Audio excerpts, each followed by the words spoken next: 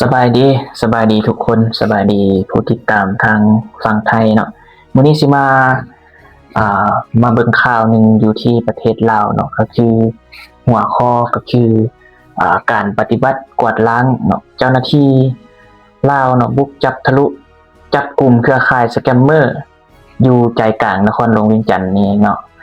นครหลวงเวียงจันทน์วันที่22สิงหาก็คือเดือน8นี้เนาะ 2026ผ่านมานี้เมื่อวานนี้เนาะมื้อนี้วันที่23จากกรณีเจ้าหน้าที่เฉพาะกิจกระทรวงป้องกันความสงบได้เปิดปฏิบัติการกวาดล้างกลุ่มสแกมเมอร์เนาะอย่างรอบด้านในหลายจุดสำคัญเนาะเขตตลาดสันเจียงเช่นว่าโรงแรมซานเคียงคายหยวนเนาะสันเจียงช้อปปิ้งมอลล์แล้วก็ประตู4ห้านอาหารซาต้นหมู่ฮานแม่ของเวียงจันทน์ชั้น5และอพาร์ตเมนต์ไคซาซึ่งว่าปัจจุบันนี้เนาะสามารถกักตัวเป้าหมายได้จำนวนหลายและยึดของกลางจำนวนหลวงหลายเหตุการณ์ดังกล่าวนี้ได้สะท้อนเนาะให้เห็นถึงความตั้งใจของรัฐบาลเนาะของรัฐบาลลาวในการปราบปรามอาชญากรรมข้ามชาติที่กำลังสร้างความเสียหายให้แก่เศรษฐกิจและสังคมในปัจจุบันเนาะโดยเฉพาะก็อยู่นครหลวงเวียงจันทน์เป็นใจกลางหรือว่าเป็นเขาเอิ้นว่าหยังเมืองหลวงของประเทศลาวนะเนาะซึ่งเหตุการณ์นี้เนาะกลุ่มสแกมเมอร์หรือขบวนการต้มตุ๋นออนไลน์บ่เพียงแต่เป็นการกระทำผิดต่อกฎหมายแบบธรรมดาเนาะแต่ว่าเป็นองค์กรอาชญากรรมข้ามชาติเนาะที่มีการจัดตั้งระบบพวกมันมักใช้ช่องว่างเนาะของเทคโนโลยีการเปิดเสรีทางการค้าและพื้นที่ที่มีความหลากหลายวัฒนธรรมเช่นเนาะเขตการค้าขนาดใหญ่เพื่ออำพรางตัวหรือว่าลี่ตัวซ่อนให้ได้ง่ายขนาดเนาะเขาเจ้าแบบว่าเป็นห้องลับห้องคอมที่ว่าตั้งฐานอยู่บอนที่ว่า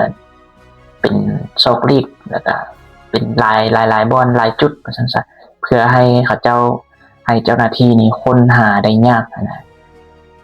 และตั้งฐานปฏิบัติหลอกลวงประชาชนทางภายในและต่างประเทศผ่านรูปการต่างๆเช่น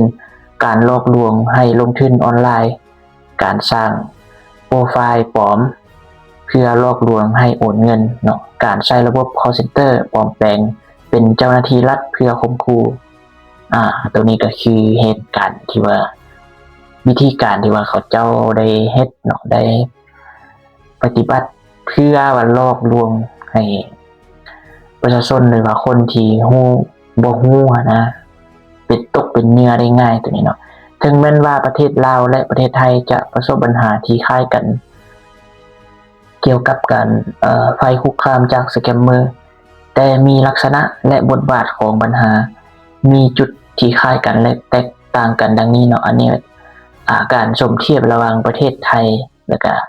ประเทศลาวปัญหากลุ่มสแกมเมอร์หลอกลวงทางออนไลน์เนาะมันมีจุดที่ว่าแตกต่างกันแนวใดเนาะคือประเทศลาวนี่เนาะวิธีการในการตั้งฐานและการกวาดล้างนี่จุดสูงของปัญหานี้ที่ผ่านมาเนาะมักพบว่ากลุ่มอาชญากรรมเหล่านี้เนาะ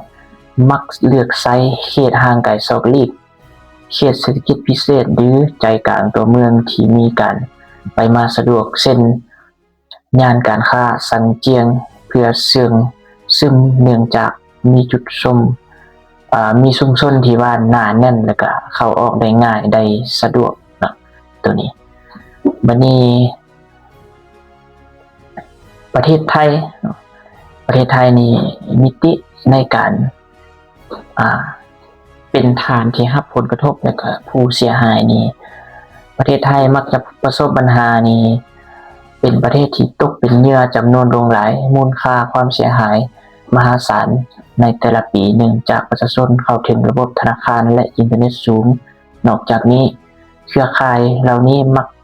ใช้ประเทศเพื่อนบ้านรวมทั้งสปป.ลาวเมียนมากัมพูชาเนาะ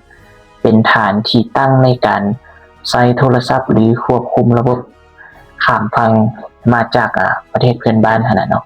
เขาเจ้าอันนี้นะวันนี้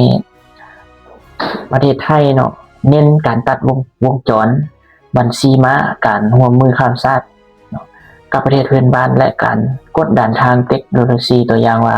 ปิดสัญญาณเนาะเสาสัญญาณที่สายสัญญาณที่ตัดขาดเลยเนาะที่ว่าข้ามประเทศเน็ตข้ามแดนที่ผิดกฎหมายมาซะการที่เจ้าหน้าที่ลาวสามารถบุกจับกลุ่มที่เขตสังเจียงในครั้งนี้เนาะแสดงให้เห็นถึงปรากฏการประสานงานที่ดีเนาะผลงานที่ใหญ่หลวงแต่ควรได้รับสนับสนุนเพื่อความปลอดภัยของสังคมในยุคที่ว่าเป็นกระแสดิจิตอลเนาะแล้วคำถามก็คือท่านคิดว่ามาตรฐานใดในระดับอาเซียนหรือระหว่างประเทศที่จะสามารถแก้ไขปัญหาแก๊งสแกมเมอร์ข้ามชาติเหล่านี้ได้อย่างถาวรตัวนี้เนาะลองไปคิดพิจารณา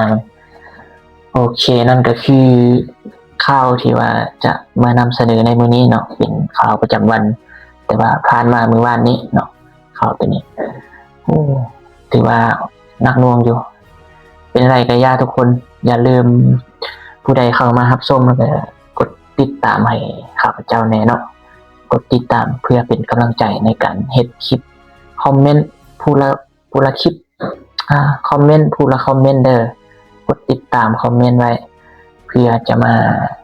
มีกำลังใจเฮ็ดคลิปต่อไปเนาะขอบใจเด้อผู้ติดตามทางไทยแล้วก็ทางลาวหรืออยู่ไสก็ย่าเนาะที่ว่ากดติดตาม2ค่อยขอบใจเด้อบ๊ายบาย